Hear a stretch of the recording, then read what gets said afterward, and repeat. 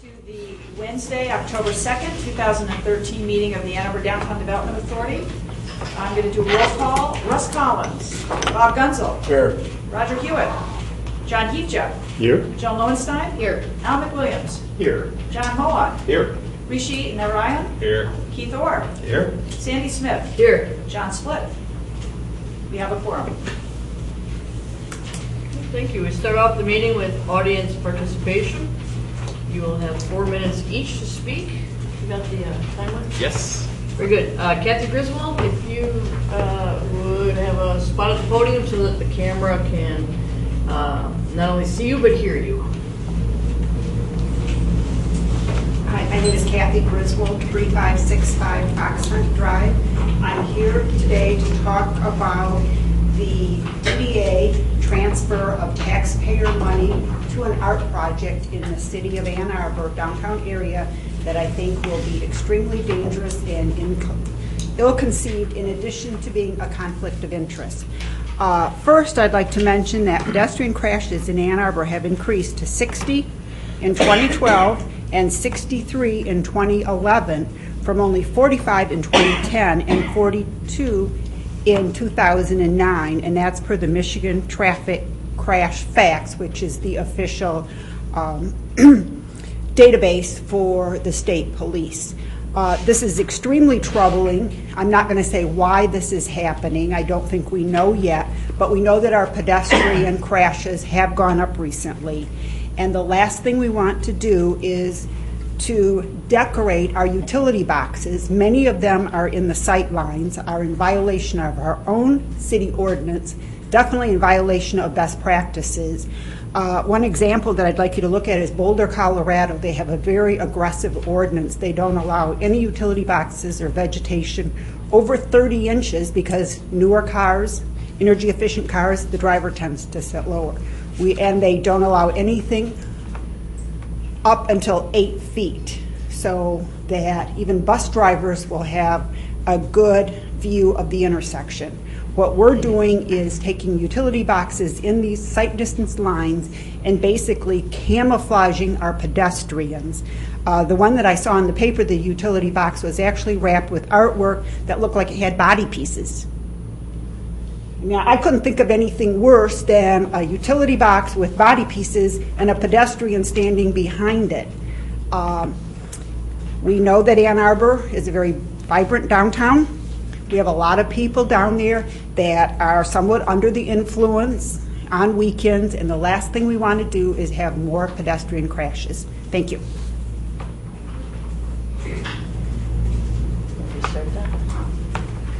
Next we have Deb Pollock.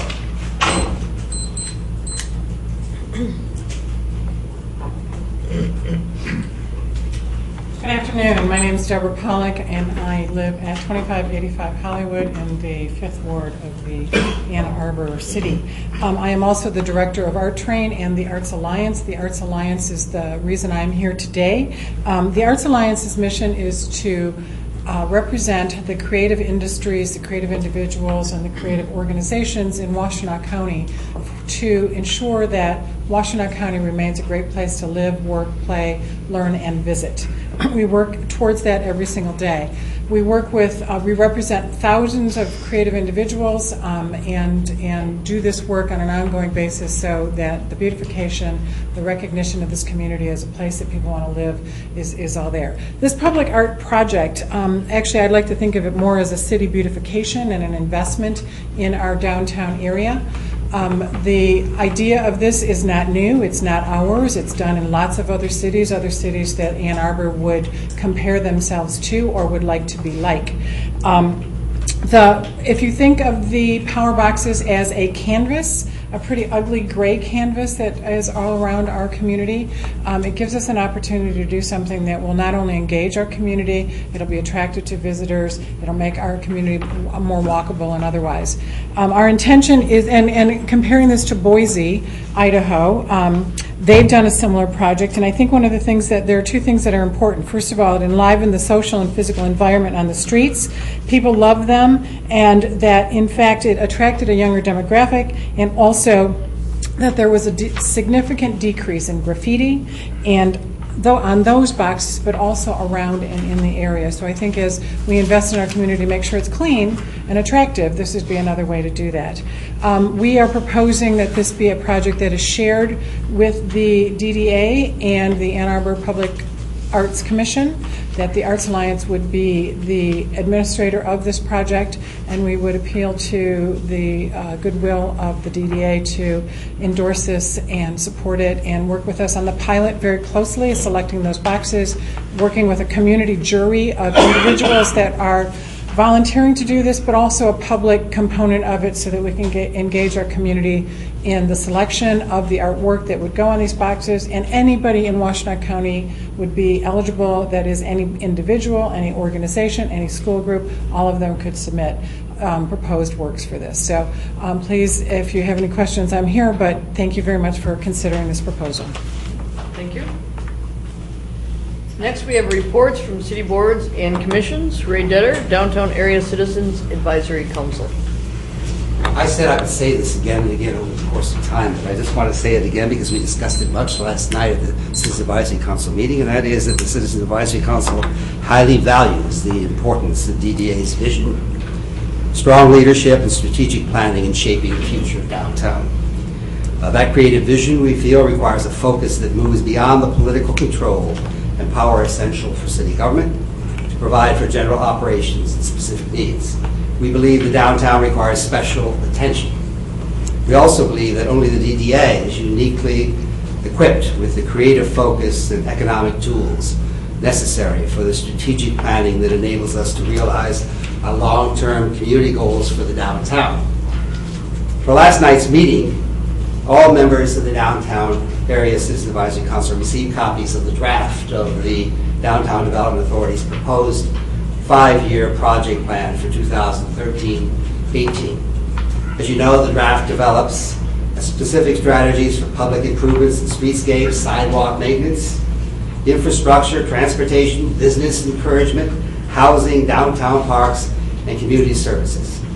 All of them to accomplish what we know to be the DDA's goal and mission of having the greatest impact in strengthening the downtown area and attracting new downtown private investment. Members of the CAC asked me to assure you of our strong support of your proposed plan and our willingness to participate in the public process that will implement it. At the same time, in relationship to DDA's 5-year project plan commitment, CAC members asked me to strongly support your approval of the Arts Alliance's request for DDA financial participation in its Power Art proposal, local art on urban canvases, traffic signal boxes. This carefully developed plan, it's a very carefully developed plan over the course of a period of time that uses local artists, will eventually put printed art replicas on a total of 42 traffic boxes in downtown Ann Arbor. We all remember Bob Vascola. This isn't anything new. I mean, we've had this program for a period of time. We've all admired what was done in those boxes, but they're getting a little bit down now. And they need to be pepped up a little bit again. They add a lot to the downtown. And we hope that this program is going to do that by putting that art back on the boxes and also additional boxes over time. We feel that the plan will go much further in that effort and hopefully provide a sustainable program for graffiti-free public art in the downtown and beyond. And in relationship to this issue of graffiti, we were at a number of us were at the Mayor's Downtown Task Force meeting yesterday, and we heard Police Sergeant Thomas Hickey describe a new police community engagement program. And what it involves is using convicted taggers.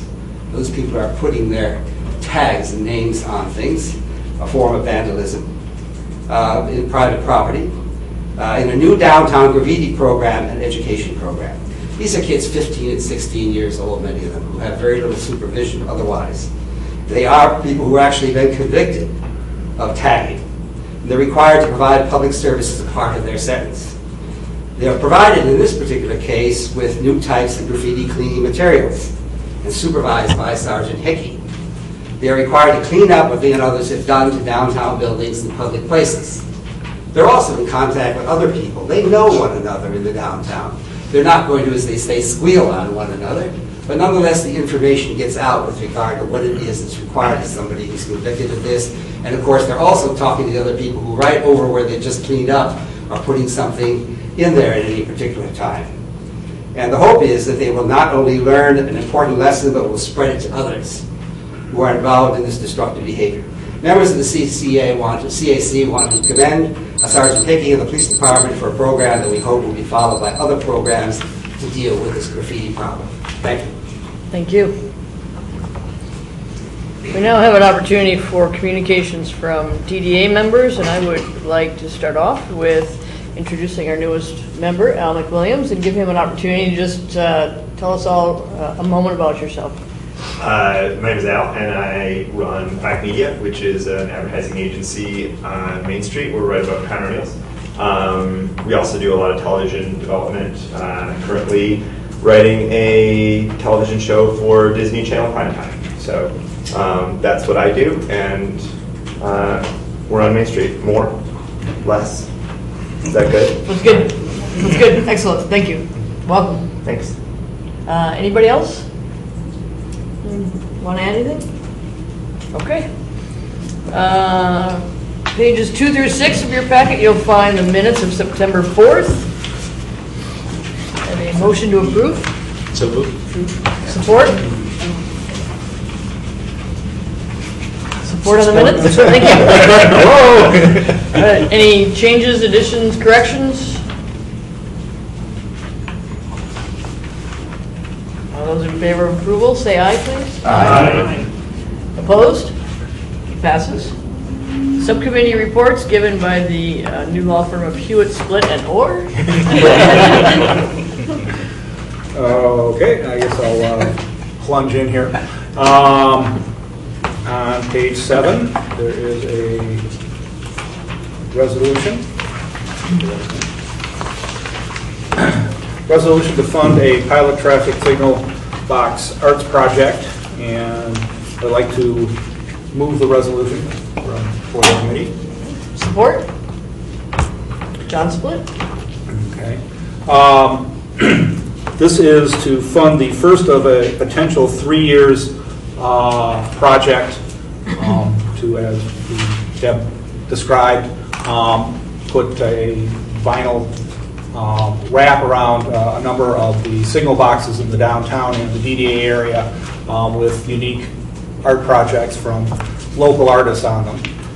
This would resolution funds the first of those 3 years, half of the first of 3 years. The other half would come from other arts organizations, and it would we would do 14 boxes the first year, with 14 the second year, and 14 the third year if we decided to proceed with the pilot project. There is a great deal of detail attached to your packet on the project, and I guess I open up for discussion.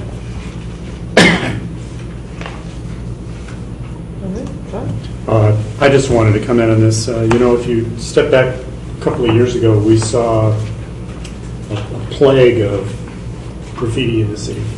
And it's been a very comprehensive response, and I think one that was called for. I've visited with the young people who were working with Mary Theifels in the project supported by the DDA, and they were busy painting under the railroad underpass. I stopped in and visited with Tom Hickey and his charges about 10 days ago when they were out working on graffiti cleanup. We also, those folks are doing that as a result of police follow through, detectives working on it, tracking down the perpetrators who'd actually caused tens of thousands of dollars worth of damage. I think this project continues with part of that comprehensive approach. One of the things that we've been involved in is finding, and I applaud the DDA members for backing this, finding artistic outlets for people who may otherwise be damaging property. So this is work for us already, and I think it's going to continue to work. And it also has the combined benefit of really enhancing the experience of those who are walking, the pedestrian experience which has been found in other cities. I think we heard from a speaker today who brought up some traffic concerns, and I guess it's hard for me to see how this aggravates those concerns. If it's decided at some time that those boxes need to move, if we found a different place for them, I think that's something for the folks who work on those signals to work with as well. They're certainly very concerned about pedestrian safety. The art can move with the box. The art can be done wherever the box is. But it seems appropriate and in fact, worthwhile to me that we're going down this road. Anything we can do, if you read the literature nowadays about cities, enhancing the person's experience in the downtown. If it's quirky, if it's artistic, people love it. And as you all know this and are well versed in it, it seems like a great thing for us to be continuing. Yeah, I guess I'd just like to echo the mayor's feelings on that. Certainly, this is not a new project in that, thanks to Bob Descola a number of years ago, many of our traffic signal boxes as well as fire hydrants have been decorated, and this is really picking up where he left off and continuing something that's been very well received in the downtown. As far as safety, I guess I don't see where an artwork could be more dangerous than a graffiti-covered utility box, which is essentially what happens when there isn't anything on it. So I would support this first-year pilot project, and let's see what results we get.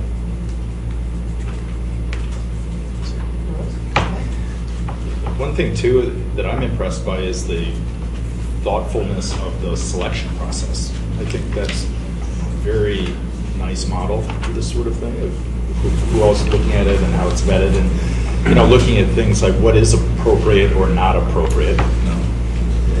And so I think that's one of the aspects of this that's really very positive for the downtown. So I also would support this resolution.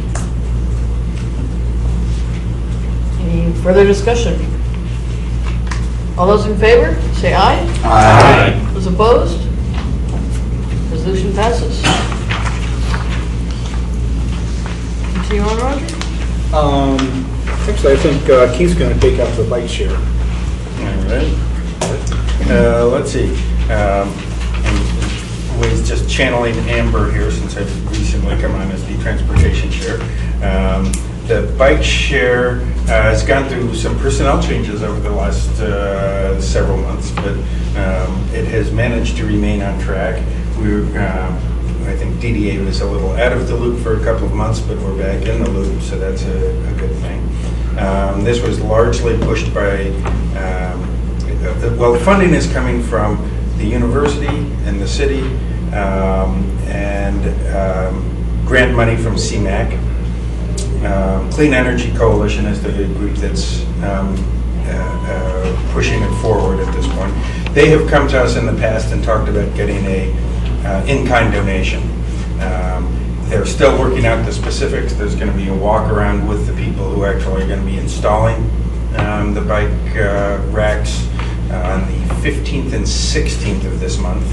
And that'll probably fine-tune exactly what they're going to be asking for as far as parking spaces, because not all of them are going to be able to fit in off-street locations.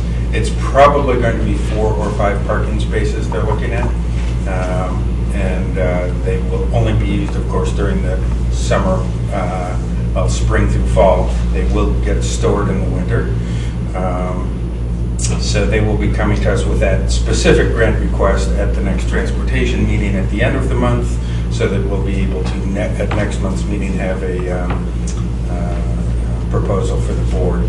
The other thing that has been an on-again, off-again request has been storage for those, the off-season storage. And it's apparently on again, though there are some alternatives they're looking at. The problem is it's not just the bikes that have to be stored, it's the equipment as well. And they're talking about 1,700 square feet, which of course the DDA doesn't have storage facility on our own for that. We thought at first the lower levels of Library Lane might be able to accommodate it, but of course the success of Library Lane precludes that. So that's something else we'll be talking with them about after this walk around on the 15th, 16th to see where that stands. So that's where we are on the bike share program. They are on target to launch in April. I believe 12 to 14 stations. There will be one on North Campus, but most are going to be centered on campus and as far west as Ashley. Any questions about bike share? I got a question. Yeah. So the racks are being installed, or a component of this in October, but they're not ready for prime time until next April? Well, October is when they're going to be doing like their final site analysis. Okay. So they will be ordering, once those are done, they will be ordering. B-Cycle is the vendor that was decided on. Some of us may know that from when they came and made their presentation here a few years ago, and they are at every IDA meeting as well. So, so they'll be placing those orders. They'll start the construction. So actually, there will be some storage required even between February and April as the components come in, because they won't be ready for installation until the spring. Because my related question too is whether there's been an advertising program developed in effect to make the community aware of what's happening. We just met with them the other day, and that's one of the things they're talking about is even the branding of it. And they're going to be blue bikes, surprise, in Ann Arbor, which of course made everyone think, oh, it should be Go Bike, as in Go Blue or Go Blue Bike or something. But apparently, those are trademarked already. So they're looking to try and figure out what the branding of this is going to be. And kind of hard to go forward with marketing until some of those, like what you're going to call it, is decided. So. Okay, thanks. Other questions on the bike share? Let's see, I guess, it's not on here, but a bike-related thing is that we've had discussions with the city about the removal of abandoned bikes, and that process is moving forward as well. There have been some concern about what constitutes a junk bike as opposed to a bike of value that you have to hold on to for a certain claim period, and where that would be accommodated. But apparently the city is finally finding some answers to those questions and how to deal with it. So I think we're going to be seeing some immediate motion on some of these, removing some bikes that have in some cases been years in one location. I think we can consider those abandoned. And then the other thing is the street framework plan, which we've talked about in the past. So rather than going over what it's about, unless people have questions, just to say that is moving forward. There is a RFP process, and I believe it's 4 RFQs in hand. Is Amber there? Yeah. Is that true? 4 teams submitted. 4 teams. That's important, yeah, because it's not something that it's been done in other locations and has been very successful, but it's not like any single entity that specializes in doing this type of work. So it's teams that have been putting the request or putting the proposals in. Who has a connector, Roger? Yes. The management committee of the connector study met yesterday. We have 2 subcommittees working, one which Susan participates on, the communication committee, and one I participate with, the technical committee. We saw a preliminary video that's being produced about the connector to try to inform people about what it's about. So it needs a little bit of polishing, but we should have that ready within the next month, and I think we can probably present it at the next DDA board meeting. I think it's about 4.5 minutes long. There is going to be a couple of meetings with stakeholders, I think on October 24th on both the south and the north corridor. And then we are planning another public meeting sometime in November, probably before Thanksgiving, as far as the communications part. On the technical part, we continue to go over the multitude of possible alignments. We've broken the, because it's a rather long route, about I think roughly 8 miles from end to end, we've sort of broken it into segments. There are some segments where it's pretty clear it's going to be one of maybe 2 or 3. The downtown, of course, being the far and away the most challenging. After much back and forth yesterday, we got down to 6 possible alignments through the downtown. So we're going to be presenting these at the public meeting and getting the community's feedback on those different alignments. And where and when is that due? We haven't determined the date yet, but it'll be the first half of November, before Thanksgiving. So it's moving along. We have about 5 more months to go in the study, and among other things, we're going to be looking at state. Once we get alignments down, we'll be looking at station locations. Okay. Parking structure repairs?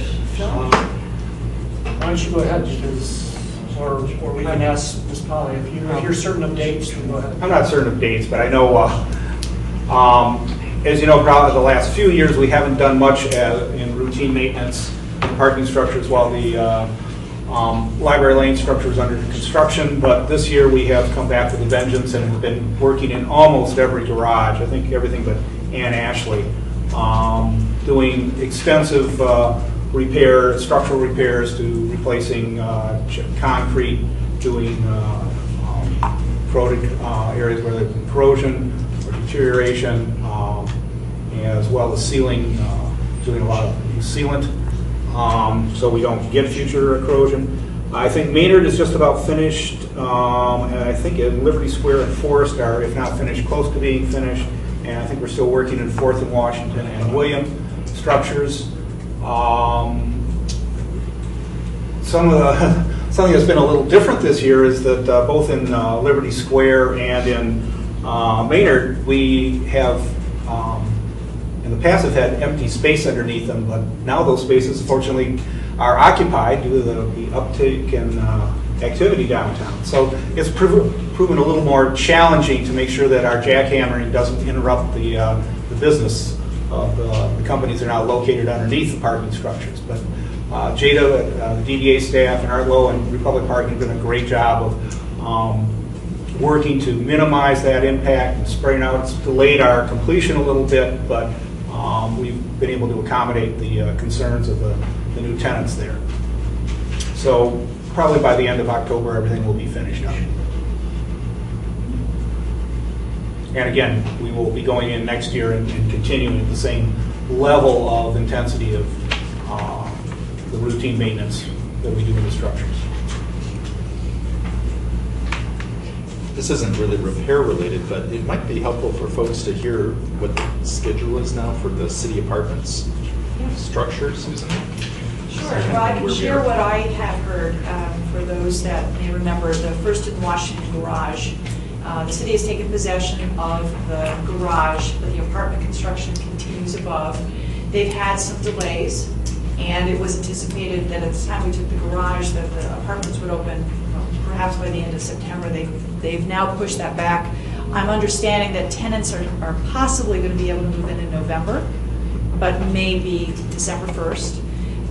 Though we have possession of the garage, we're not opening it to the public because until things like the tower crane move away, we can't pour the concrete sidewalks. And without sidewalks, our patrons can't get to and from very comfortably or safely. So we're going to anticipate opening the garage to coincide with the opening of the apartments. So probably end of November, beginning of December. Great. Thank you.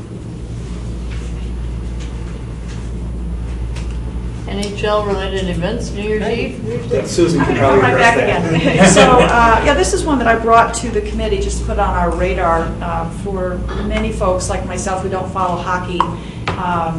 It's a big deal for them that we have an NHL game slated to take place in the stadium. And what I brought to the committee's attention was it is just now starting to happen in terms of the logistics planning for parking and transportation. And the reason I'm bringing it to attention is the event takes place on New Year's Day. The garages, the public and the U of M garages are all open to the public, so there's nobody staffing. AATA is not running, the U of M blue buses aren't running. And yet the stadium needs to find a way to have perhaps 40,000 people not be near the stadium. They have to be parking someplace else. There'll be a lot of buses coming in from the east, from Ontario and from Detroit. The staging and all of that near the stadium, I'm sure, is being coordinated. But a lot of what we anticipate with football games are people who actually walk to the game, who've been going there for a long time, either from campus, say students, or others who've been tailgating at various locations and they know where they're going. This is an event with well over 100,000 people, many of whom have never been to Ann Arbor before. So I don't know how this logistics will start to take shape, but I wanted the committee to begin to think about it. It may be that we let council know that we may need to actually charge for parking on New Year's Day as a way of facilitating people reserving a parking space. So if they're coming in, for instance, from Ontario, they know they have a space, they can then walk down the hill. It may be one of the many communications that we need to do so people do park away from the stadium. It spreads, our demand management spreads the demand as fully into the community as possible so it's not all aggregated at the stadium. So the committee know as little as I do. We really don't know what the game plan is other than to put it on our radar. And adding to the complication is the potential for a weather event, shifting this off New Year's Day to the very next day, which is a traditional work day, January 2nd. And making it even more interesting is the night before, there will be a celebration on Main Street, and I think also in Carytown shops and possibly in other sections of downtown, celebrating the end of the year, New Year's Day, New Year's Eve, and a hockey puck drop on Main Street at Main and Liberty. And the Visitors Bureau is coordinating a lot of special events planning, which will draw its own audience separate from our usual New Year's Eve demand. So the garages typically fill on New Year's Eve. So having concerts and a giant hockey puck dropping and so forth, we'll have to be sure we're thinking about ways to make sure those patrons feel that their needs are being met also New Year's Eve. So we know a lot of the questions. We don't know the answers yet. And this is really just to put it on our radar to begin to think about them. For what it's worth, my daughter goes to the University of Toronto, and yesterday was October 1st, and people there talking about, we've got big goings on here with Obamacare and the furlough of federal employees, but they feel they have a much more important national event yesterday, which was the opening of hockey season. And people there, just for what it's from that, her sampling of people are impressed about coming to Ann Arbor for this event. She's talked to a ton of people who are planning on coming, and many of which don't have tickets. I mean, I think surely there may be a lot of people coming here just to have fun. And so, if anyone needs it, I've got a book called "How to Talk Canadian." We're going to need translators and all that. But anyway, I think it's going to be very exciting. It's a great event. It may be chaos, but my experience with Canadians is that they're pretty good with chaos. They don't plan for their events very well in Toronto. I know that. Parade routes and all that. You just make your way. So they'll do fine. The next committee meeting is Wednesday, October 30th at 11 a.m. Thank you. Joan, you want to take the Partnerships Economic Development Committee, please? Sure. As some people might remember from last month's update, there's a joint task force between the city, DDA, and SPARK, the Ann Arbor Economic Collaborative Task Force. And they asked us to look for areas of overlap between our work and the SPARK 5-year strategic plan. So that's what we did at our last partnerships meeting. We went through the plan, the SPARK plan, and found that there was an interest in exploring the action item that speaks to joint economic impact studies. These are the kinds of studies that could help us all better understand the impacts of residents, visitors, employees, and connection to sustaining local businesses. So we will continue that discussion at our next partnerships meeting. Then we also had a presentation from Wendy Ramson from the city, who joined us to talk about the downtown zoning reevaluation and an update about that. And the City Planning Commission, or the City Council directed the City Planning Commission to review A2D2 zoning for specific sites on the north side of Huron, south side of William, and south side of Ann Street, as well as development premiums. The project consultants have had a number of rounds of public feedback. with attendance kind of waning. Evidently at some of these meetings there was only maybe 1 or 2 people. But there was a survey, and I hope anybody who was interested did participate in that survey.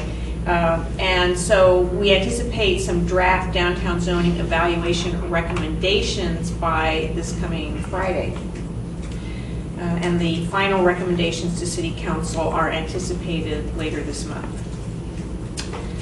Then we had, as usual, some updates from the partners who come to our meeting for AATA, sorry. The lake construction continues. If you've gone by there, it's going, seems to be going pretty quickly. They've got brick up on the outside, and so it's happening. It's slated to open in December. Maybe we can have some kind of grand opening between the Village Green, Lake Transit Center, and all of that. If all ends up being on time, you never know. The AATA has completed the Urban Core Service Plan and will be holding public discussions about that. And Ypsilanti Township, as you may know, is the 3rd community to sign on to join AATA. So that was pretty much it, unless anybody has any questions about our partnerships economic development meeting.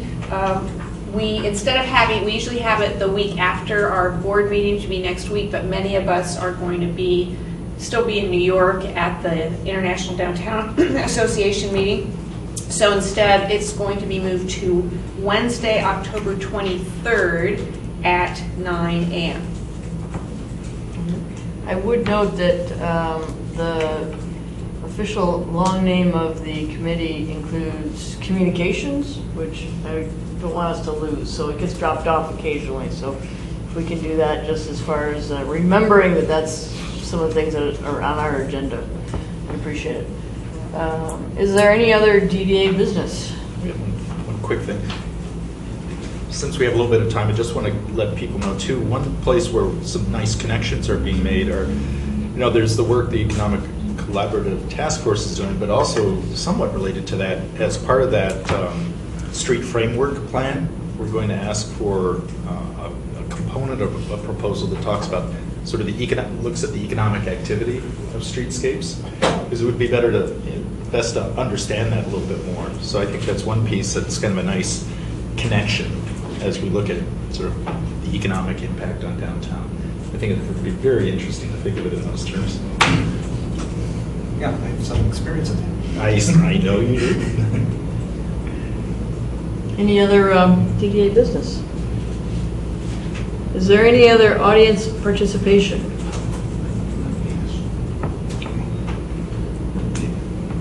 Seeing none? Move we adjourn. Support?